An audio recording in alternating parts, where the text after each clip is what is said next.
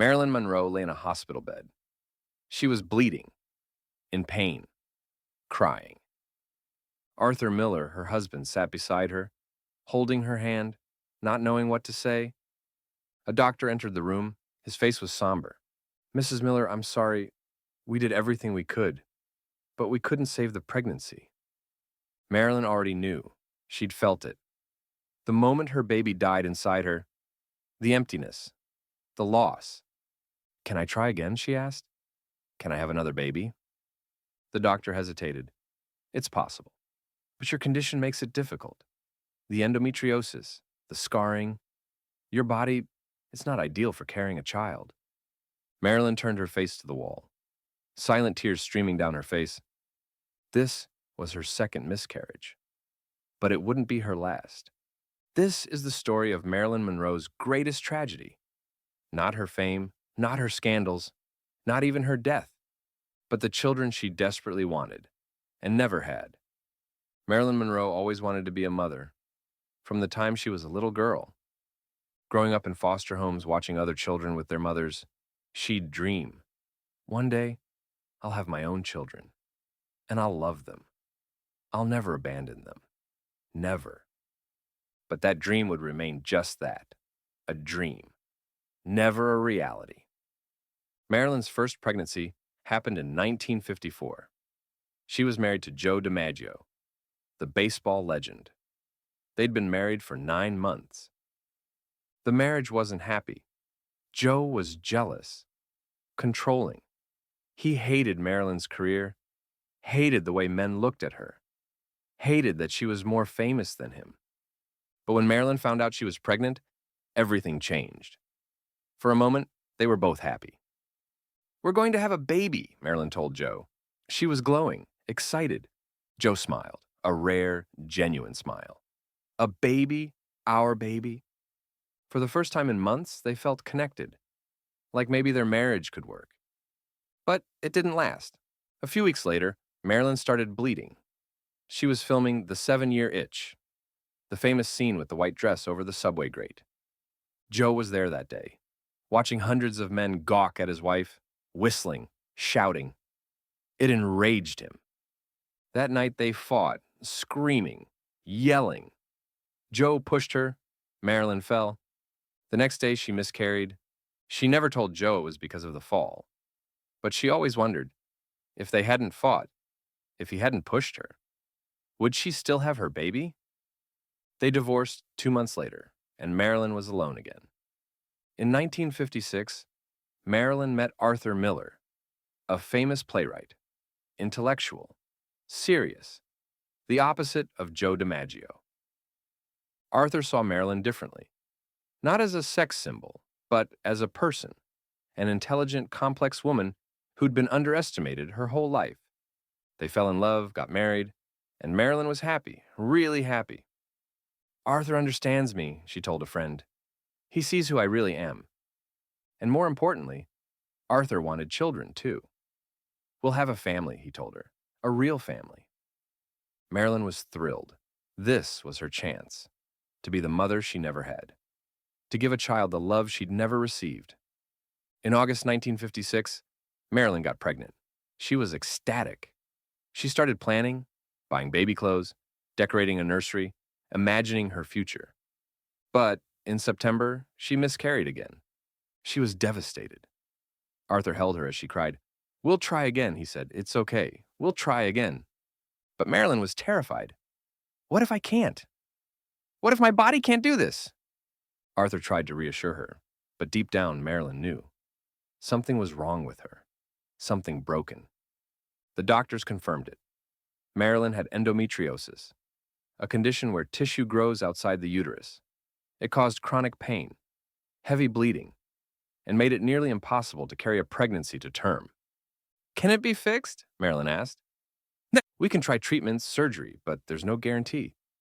Marilyn underwent multiple surgeries, painful procedures, trying to fix what was broken, trying to make her body work the way it was supposed to, but nothing helped. In 1957, she got pregnant again. Third time.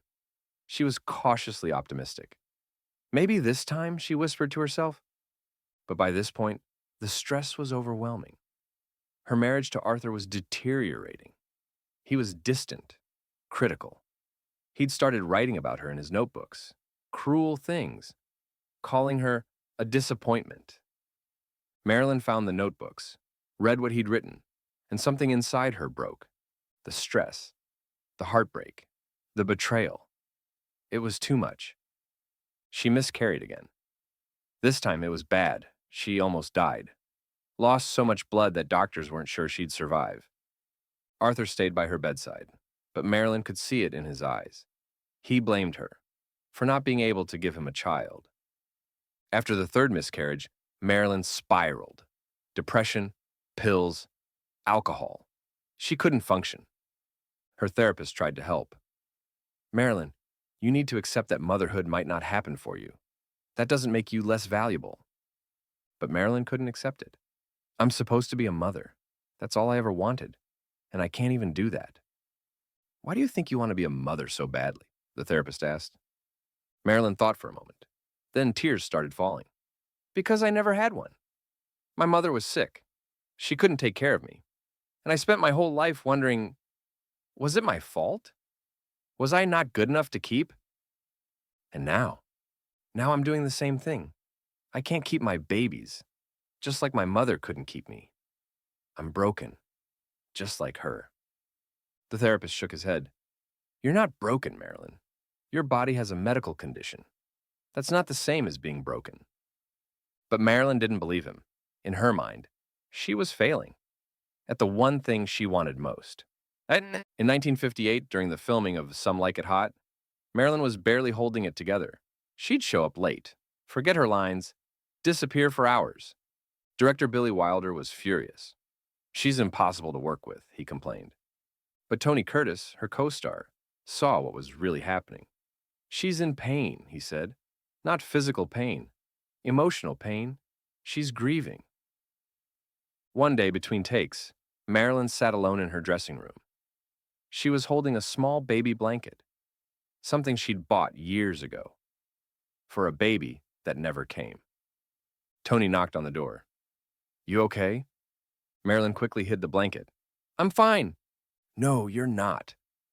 Marilyn looked at him, eyes red from crying. I wanted to be a mother. Is that so much to ask? Tony sat down beside her. No, it's not. Then why can't I? What's wrong with me? Nothing's wrong with you. Sometimes life just isn't fair. Marilyn nodded, but she didn't believe it. She believed she was being punished. For something. For being unwanted as a child. For being used in Hollywood. For not being good enough. By 1960, Marilyn's marriage to Arthur Miller was over. They stayed together for appearances, but the love was gone. Arthur had moved on emotionally. He was writing a new screenplay, The Misfits, a film about broken people trying to survive in a broken world. He wrote it for Marilyn as a gift, but also as a goodbye. During filming, Marilyn was a mess. Pills, alcohol, breakdowns. She could barely function. One day, a journalist asked her, "What do you want most in life?" Without hesitation, Marilyn said, "A baby? I just want a baby." The journalist was surprised. Not more fame? More success? Marilyn shook her head. I have all that, and it means nothing. I'd give it all up, everything, just to be a mother. But it would never happen, and Marilyn knew it. In 1961, Marilyn and Arthur divorced. She was alone again, living in a small apartment in New York. Then later, a house in Brentwood, California. She'd sometimes visit friends who had children. She'd play with the kids, read to them, make them laugh. You're so good with children, her friends would say. I should have had my own, Marilyn would reply quietly. She started collecting baby items, toys, clothes, books, for children that didn't exist, children that would never exist. Her housekeeper, Eunice Murray, found them once, hidden in a closet. Miss Monroe, what are these for?